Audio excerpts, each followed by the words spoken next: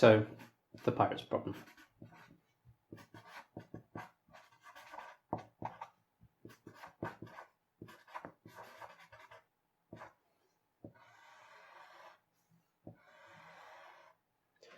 Well, there are 500 pirates at sea.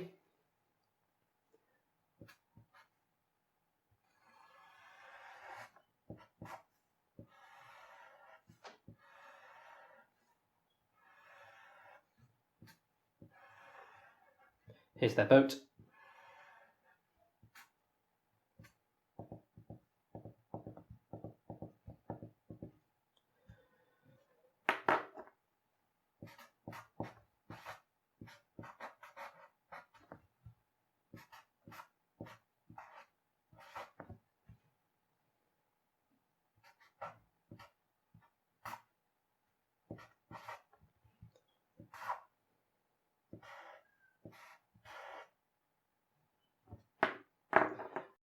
And they find 100 pieces of gold.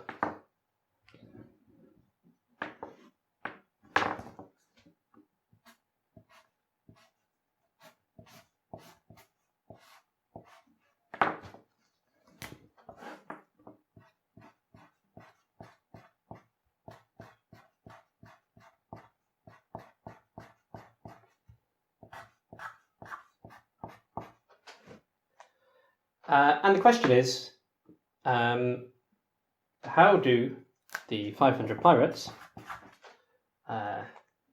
divvy up the 100 pieces of gold? Okay, so to answer this, we need to know a few things. The 500 pirates are ranked in order of fierceness or importance. So we have the first pirate, who I suppose is the captain. He's the most important. The second pirate, I suppose, would be the first mate. And then all the way down, all the pirates are ranked, all the way down to the least fierce pirate, who's at the bottom of the chain.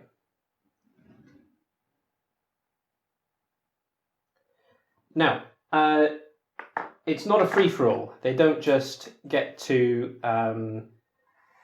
sort of have a big fight for who gets the pieces of gold, because, well, they have to stay together on this ship in the middle of the sea. So they need to sort it out in a fair and democratic way.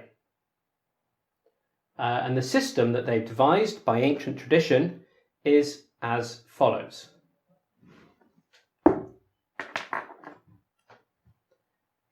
It has a number of steps. The first step is that the fiercest pirate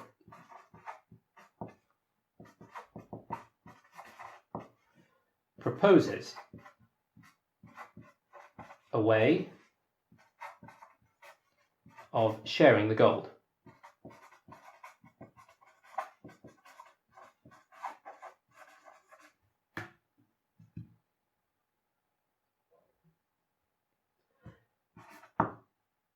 Step 2, all the pirates, including the proposer, vote on whether or not to accept the proposal.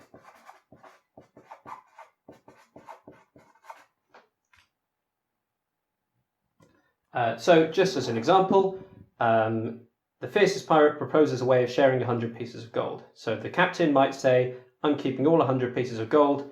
Pirate number 2, you're getting nothing. Pirate number 3, you're getting nothing. And the rest of you are getting nothing as well. And they'd all vote on it to see whether or not to accept that proposal. Chances are they probably wouldn't.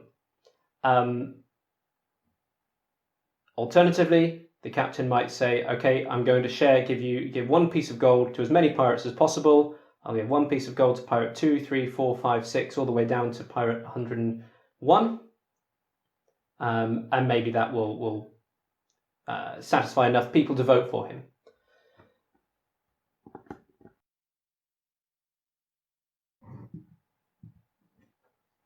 step 3, so after they vote for it, well, step 3A, if the proposal is accepted,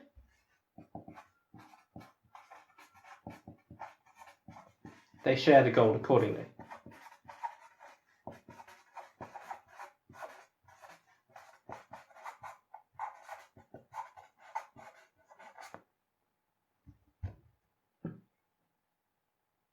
And it's done, and they get on with their voyage. If the proposal is not accepted,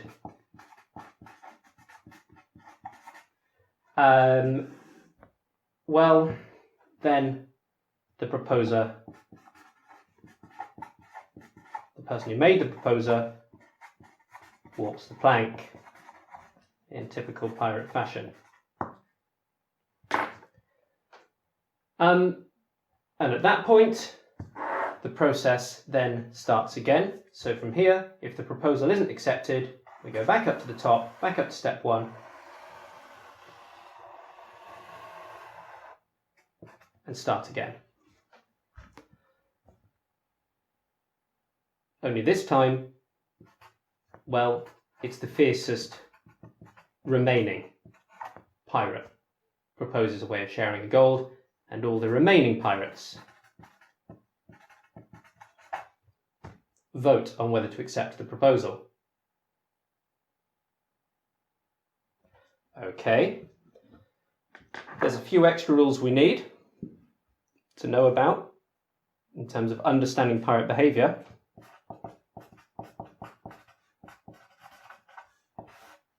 Which are as follows.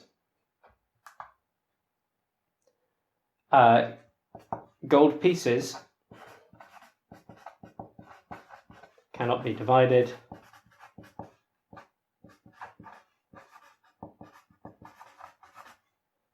or melted down, etc. No funny business with the gold pieces. There's 100 of them. That's it. Rule 2, if the vote is 50-50, then that's accepted. So if the captain did make this proposal, 100 pieces of gold to 1 piece of gold to 100 people, and I don't know, maybe enough people are happy with that, 250 people vote for it, 250 people vote against it, it's even split, well, we'll accept the rule anyway. We accept the vote. 3, a pirate's priorities are as follows.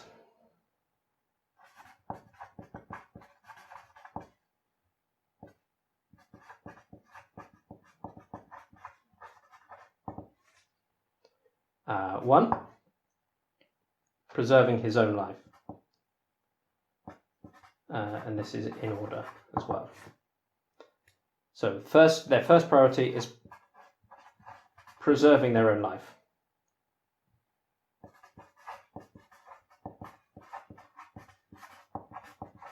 A pirate doesn't want to walk the plank. The next priority is maximizing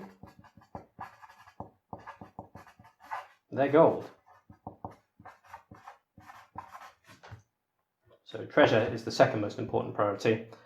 And the third priority, well, if everything else being equal, it doesn't matter, it doesn't make any difference how they vote, either they live or if they live or die, and it doesn't make any difference to the amount of gold they receive, then the third priority that makes up their mind whether or not to vote for a proposal is, for entertainment, I'm afraid, watching others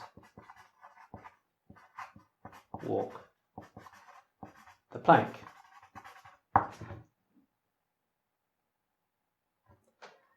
And these are the rules. Now, all pirates are completely logical in following these rules, and they're also not allowed to make any deals. So I should say that as rule 4. There are no sort of systems of bargaining or making deals outside of this system here. Okay. Now, the aim of the problem is to find out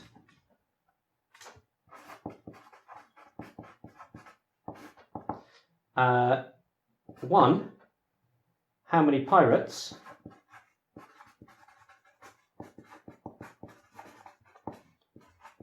walk the plank before the vote is accepted, and question 2, how is the gold eventually shared.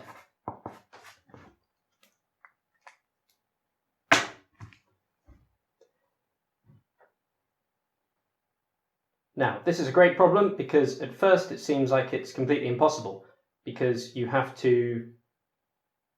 How can you understand the motivation of 500 different pirates in a logical and mathematical way? Well, it turns out that all these rules do allow you to do that. Now, I'm going to let you think about it before I give you the solution at an appropriate time later in the year. But I will give you a hint to start you off. So in this case, we have 500 pirates. And what we're thinking about here is many, many different ways of splitting the gold. We've got 100 pieces of gold to share amongst 500 pirates. It's completely unclear how you would even start to go about doing that. Would the captain keep all 100 to maximise his gold? Or would he share out the gold as much as possible in order to try and preserve his own life? And without knowing, the captain's history, his bravery, or his generosity, it seems completely impossible to decide how he would do that, or she would do that. So, your hint to get you started is this. And it's a really nice tool to use in problem solving in general. And the trick here is to reduce the size of the problem. And the way to do that is to ask yourself, how would this go if there were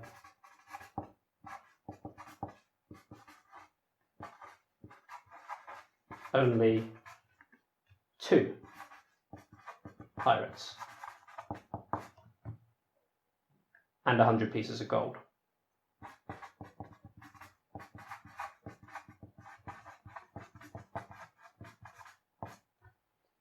What would the captain propose, and would that proposal be accepted or not?